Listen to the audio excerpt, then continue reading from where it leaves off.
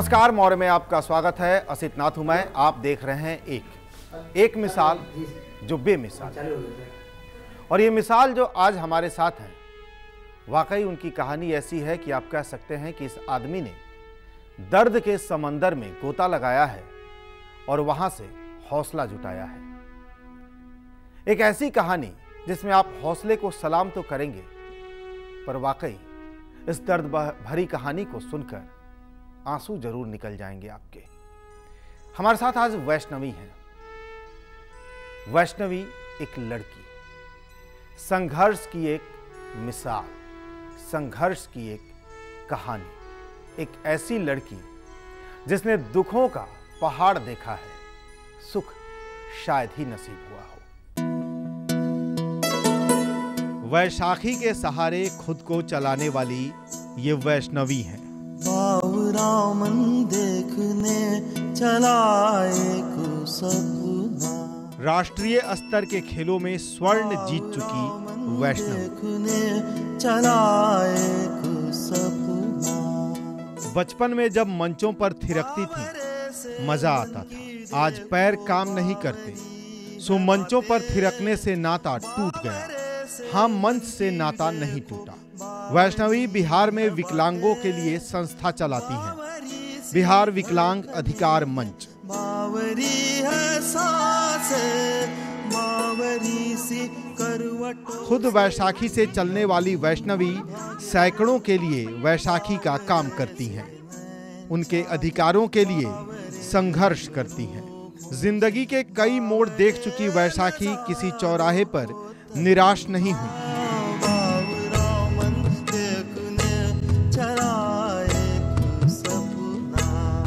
बचपन में जब बीमारी के बाद पैरों ने काम करना बंद किया, तब मंचों पर डांस छोड़ना पड़ा। वैष्णवी निराश नहीं हुई।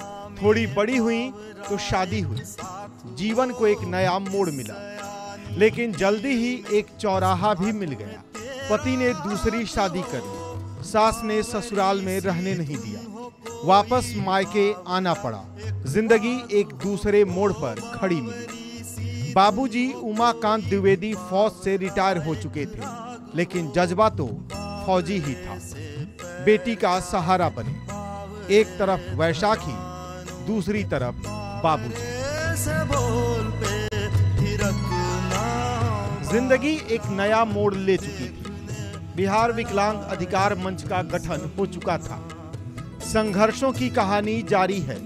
विकलांगों के लिए जीवन भर का संघर्ष ही एक कहानी है। वैष्णवी सूत्रधार हैं, एक मिसाल हैं जो बेमिसाल है।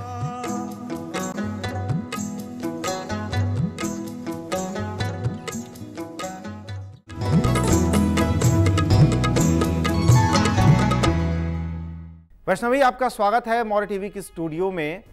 वैष्णवी विकलांग है, बिहार विकलांग अधिकार मंच चलाती हैं।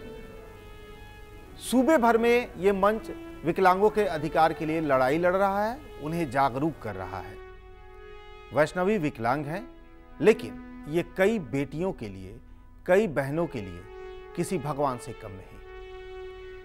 वैष्णवी, पढ़ाई के दौरान कैसे आपको पता चला कि आपके पैर में बीमारी है और आप विकलांगता की ओर जा रही हैं?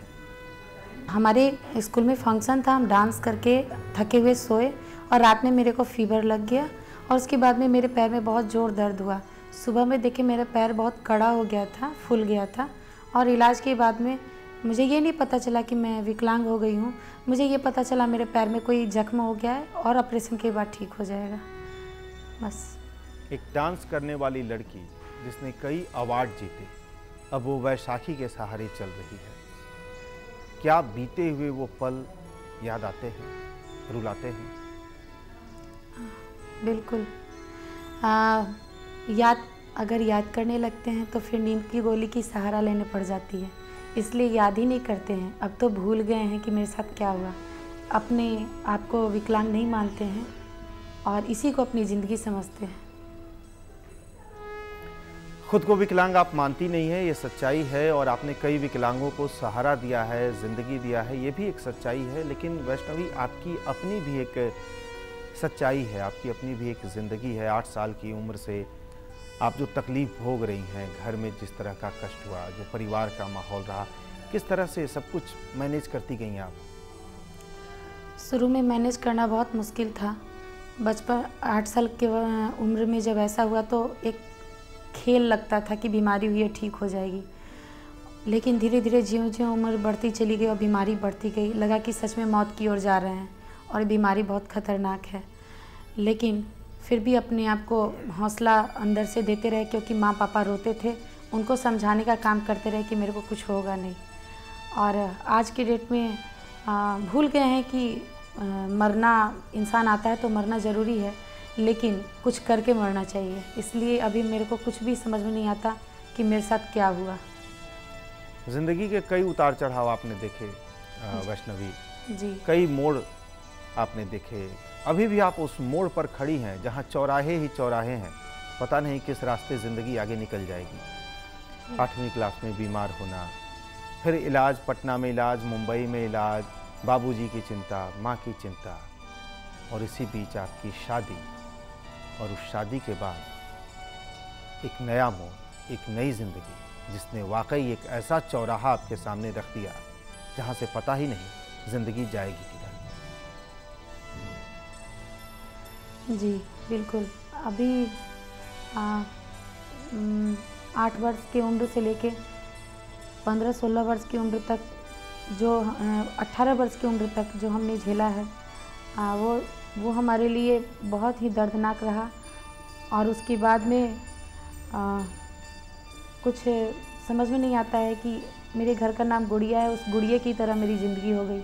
लेकिन फिर भी अभी भी मेरे सामने जो चौरास्ता खड़ा है, मुझे अब खुशी होती है कि उस चौरास्ते पे मुझे बहुत कुछ मिला है और आगे भी बहुत कुछ मिलने वाला है। शायद मेरी ज़िंदगी इसीलिए बनी हो कि मैं समझ पाऊँ कि एक गरीबों का दर्द क्या होता है, एक विकलांग का दर्द क्या होता है। क्योंकि मैं बचपन से विकलांग नहीं थी और मेरे मन में भी वही लगता था, विकलांग एक अलग कुछ अजीब चीज़ है।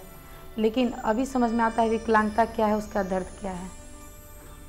आपकी शादी कब हुई? मेरी शादी 2004 में हुई। 2004 में। तब क्या उम्र थी आपकी? मेरी उम्र थी, छोटे थे। छोटे थे।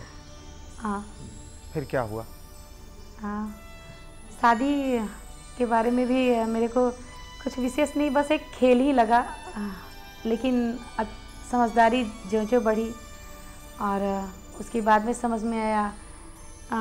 और आज के डेट में जो हम झेल रहे हैं, विकलांगों को देखते हैं और ख़ास करके विकलांग लड़कियों को, तो हमें ऐसा लगता है कि विकलांग लड़कियों की ज़िंदगी में शादी एक खेल की तरह हो जाता है। क्यों लगता है ऐसा? हमें खुद के बारे में तो कुछ नहीं पता है, लेकिन चूँकि हम विकलांगता पे काम करते हैं तो हमने ऐसा देखा है कि शादी नाम मात्र के लिए होती है और विकलांग लड़की एक खेल बन के रह जाती है। उन्हें बस एक समझिए कि क्या कहें, बस शादी करके और छोड़ देना बस। हैं इसको। जब आप ससुराल गईं, कैसा लगा आपको वहाँ? उस समय तो अच्छा लगा एक नया परिवार मिला। कब लगा कि नहीं सब कुछ गड़बड़ हो गया? चूँकि शुरू से हमें एक अच्छा बनने की सपना, चाहे वो डांस के क्षेत्र में हो, चाहे कुछ भी करने के क्षेत्र में हो, तो जब हमको ऐसा लगा कि कभी मुझे अपने सास या कभी किसी के मन से ऐसी बात निकली हो, उनकी गलती नहीं थी, लेकिन हमें ऐसा लगा कि कभी उनके मन से कोई ऐसी बात निकली हो जो हमें लग गया कि हम एक बोझ के समान शायद। वैष्णवी, आपने बताया था कि पसंद से शादी हुई थी, जिससे आपकी शादी हुई, आपके हस्बैंड ने आपको पसंद किया था, उनकी मर्जी से आपकी शादी हुई थी जी। फिर उन्होंने ही दूसरी शादी कर ली। अभी आप अपने मायके में हैं, इतनी बड़ी घटना हो गई, कैसे सह गई आप इसे? जब मेरी बीमारी हुई ना बचपन में, तो उसी समय से सहने की आदत लगी। लेकिन हम अपने हस्बैंड की दूसरी शादी को एक खुशनसीबी समझते हैं, क्योंकि अच्छा हो उन्होंने दूसरी शादी कर ली और मुझे एक विकलांगता के क्षेत्र में काम करने का मौका मिल गया और मुझे कुछ बनने का मौका मिल गया। हम उनका भी धन्यवाद करते हैं कि उन्होंने मुझे रास्ता दिखाया। आपके इसी हौसले को तो सलाम है। वैष्णवी जी, ससुराल आना जाना होता है? जी, मेरी सास की तबीयत वगैरह ख़राब होती है तो मैं ज़रूर जाती हूँ, जितना होता है उतनी अपने आप से मदद करती हूँ उन्हें। सास का प्यार मिला कभी? अभी मेरी सास जब 2008 के बाद में जो मेरी सास देख रही हैं मैं इतनी आगे बढ़ रही हूँ, वो बहुत खुश होती हैं और एक बेटी से ज़्यादा हमको मानती हैं। तब क्यों नहीं माना था, आज इतना मानती हैं? पता नहीं, कभी आपने पूछा नहीं? मेरे को लगता है वो उस समय भी मानती थी, लेकिन हो सकता है ये समाज जो पहले से चली आ रही है, पुरुषवादी विचार, वो उससे घिरे हुए सब लोग हैं ना। मेरी सास को भी ऐसा लगता था शायद मेरी बहू ऐसी हो जो हमको खाना बना के नहीं खिला पाए। ये दर्द भरी कहानी है। एक छोटा सा ब्रेक लेते हैं। ब्रेक के बाद वैष्णवी की एक दूसरी कहानी, एक डांसर जिसने कई अवार्ड लिए हों, एक डांसर जिसने इतना परफॉर्म किया कि हजारों तालियां एक साथ बजती थी। आज वो वैशाखी के सहारे चलती है। आज 4 महीने 5 महीने पर कभी एक बार पति से बातचीत हो जाती है, सास की बीमारी की खबर आती है तो मिलने जाती है, और आज हजारों विकलांग इन्हें देखते ही सलाम करते हैं, उस हौसले को सलाम करते हैं जिसे मौर्य ने भी सलाम किया। ब्रेक के बाद